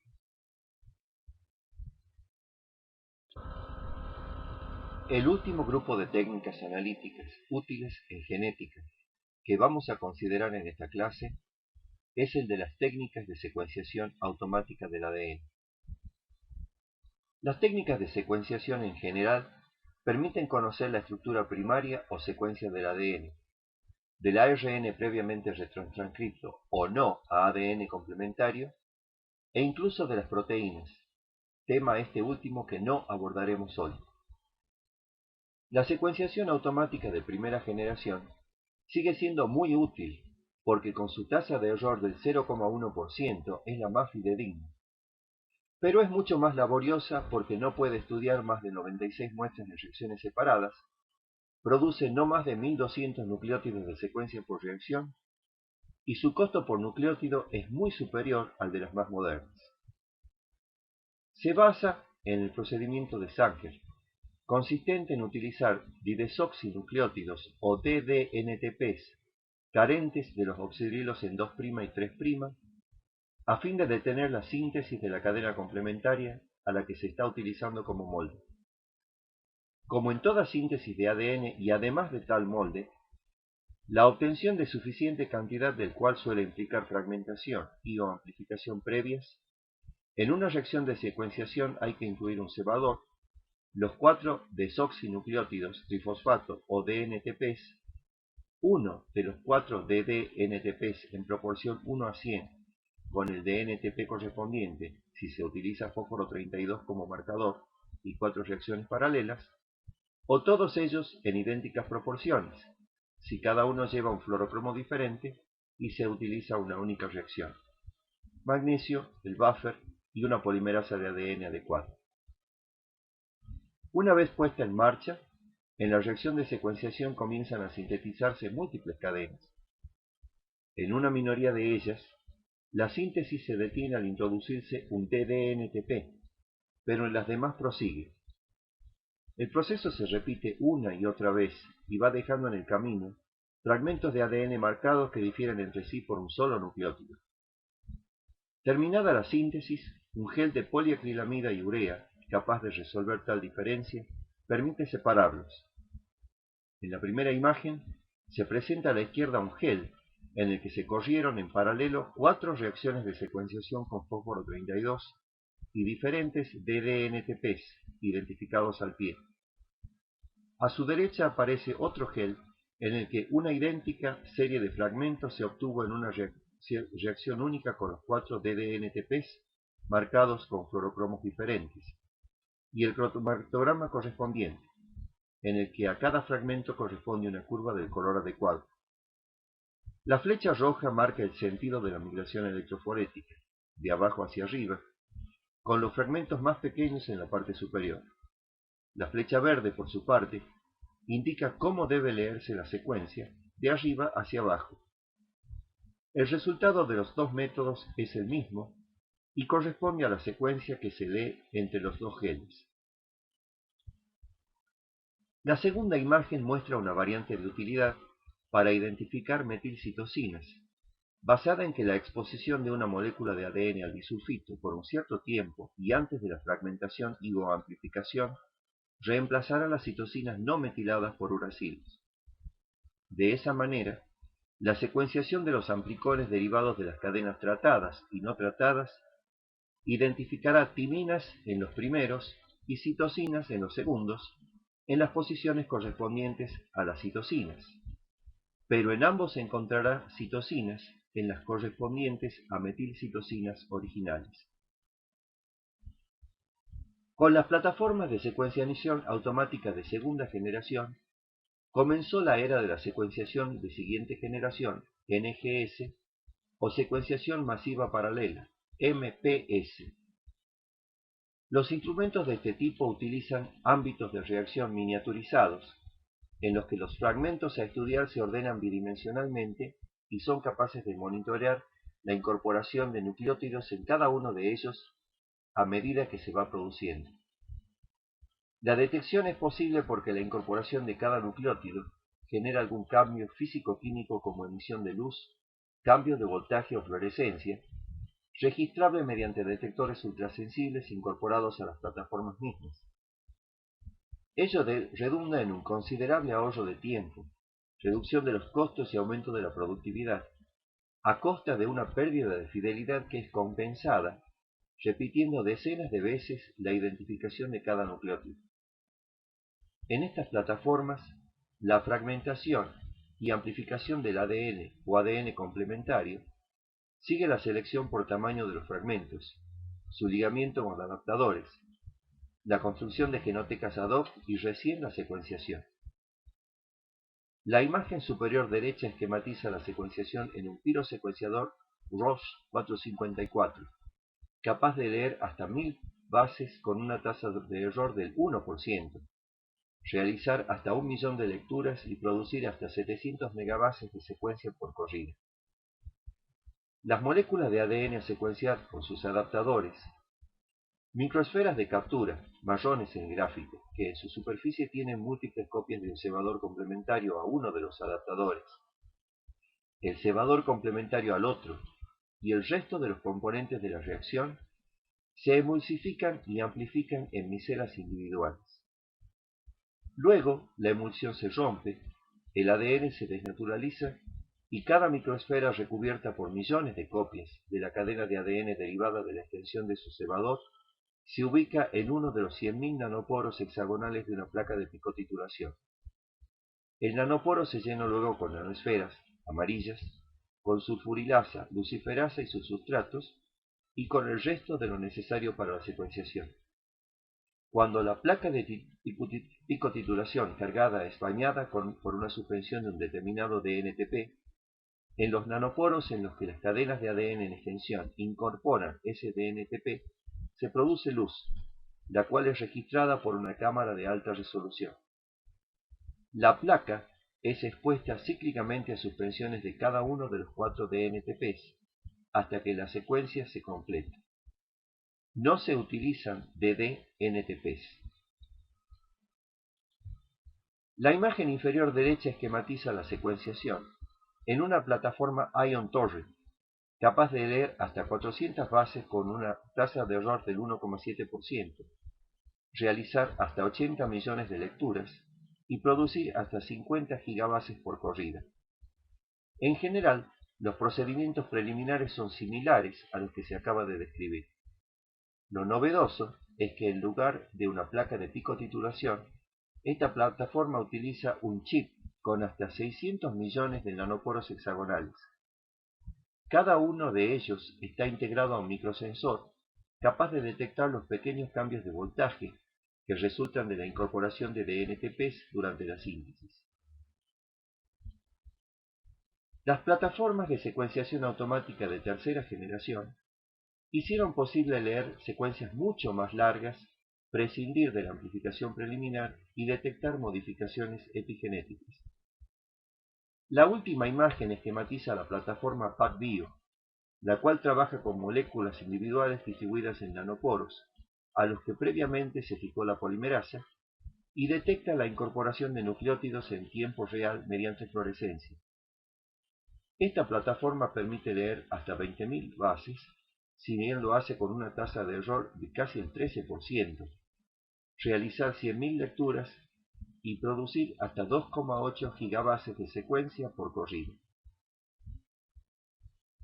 En base a un principio completamente diferente, porque no se basa como todos los secuenciadores automáticos antes descritos en la síntesis de ADN, las plataformas nanopore recurren a la detección de las reducciones de voltaje diferentes que cada nucleótido de una molécula monocatenaria provoca al pasar conducida por un flujo eléctrico a través del nanoporo de una membrana. Sin perjuicio del eventual desarrollo de alternativas sintéticas, en el sistema original el nanoporo es formado por una proteína como la porina A de Mycobacterium smegmatis o la alfa-hemolicina del estafilococo. Motor molecular este último con el cual la velocidad de translocación alcanza un nucleótido por microsegundo. La misma proteína es capaz de disociar las cadenas del ADN antes de translocarlas, en orden a lo cual los fragmentos de la genoteca deben tener esta proteína en un extremo, y en el otro, por ejemplo, un adaptador que forme un asa para mantener ambas cadenas unidas en tándem. El sistema Nanopore ha permitido leer hasta 200.000 bases con una tasa de error de hasta el 15%, secuenciar ARN sin necesidad de retrotranscripción ni fragmentación previas, y fabricar instrumentos portátiles para trabajos de campo. En el transcurso de la clase, hemos mencionado la interferencia mediada por ARN como mecanismo de control y estrategia terapéutica en seres humanos. Otra estrategia terapéutica, aún en fase experimental, es la edición genómica, la cual difiere de la anterior entre otras cosas, porque las enzimas involucradas, al igual que las endonucleasas de restricción, son productos bacterianos, no humanos. La imagen esquematiza el mecanismo de la edición genómica mediada por CRISPR-Cas9. El sistema incluye tres elementos: una endonucleasa utilizada por bacterias y arqueas para defenderse de virus bacteriófagos produciéndoles un corte de doble cadena en su ADN, y que está asociada a secuencias palindrómicas cortas parecidas a los sitios de restricción que ya hemos visto, pero que se repiten, agrupan y distribuyen regularmente, CRISPR, en el genoma que las posee. La que suele usarse es la enzima Cas9 de Streptococcus pyogenes. Un ARN monocatenario guía, sgRNA, natural o sintético, con una secuencia homóloga a la del blanco, unido a la endonucleasa en un complejo ribonucleoproteico. Una secuencia de 3 nucleótidos, PAM, que debe estar en la cadena codificante inmediatamente a continuación del blanco, para que éste pueda ser reconocido, y que en el caso de Cas9 es NGG. Lo que hace CRISPR-Cas9 en condiciones experimentales es reconocer un blanco habilitado por PAM y homólogo a su sgRNA, el cual fue diseñado y sintetizado a tal efecto, y producir en él un corte de doble cadena, DSB. A continuación, intervienen los sistemas de reparación del organismo. Si no dispone de una molécula íntegra para utilizar como molde, la reparación reúne ambos extremos del corte mediante unión no homóloga de extremos, NHEJ, lo que suele implicar a la vez inserción y pérdida de nucleótidos, efecto muy útil en mutagénesis experimental. Si hay una copia íntegra de la molécula afectada, se produce una invasión de la misma por los dos extremos 3' libres, recombinasas mediante, y el segmento afectado es correctamente reparado mediante recombinación homóloga HTR.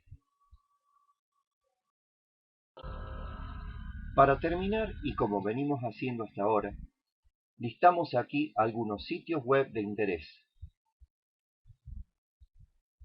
El sitio del Instituto Nacional Americano de Investigación del Genoma Humano, el cual, además de lo meramente institucional, permite no solo abordar el proyecto Genoma Humano en sí, sino también encontrar algunos recursos educativos y consideraciones sobre políticas.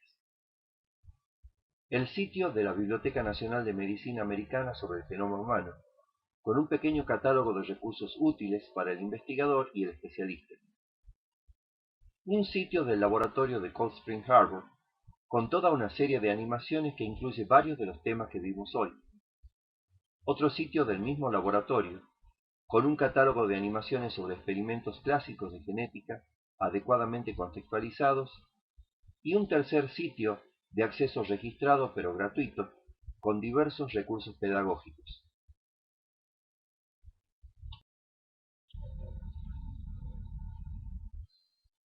En resumen, hoy hemos detallado la composición y estructura del ADN, ARN y proteínas, reseñado la organización general de los genes, descrito la constitución del genoma, transcriptoma y proteoma humanos, caracterizado los procesos que afectan a cada uno de ellos, esbozado la articulación y control de los que participan en la expresión de los genes, distinguido las técnicas de investigación molecular más comunes en genética y genómica, interpretado sus resultados y abordado la edición genómica como estrategia terapéutica.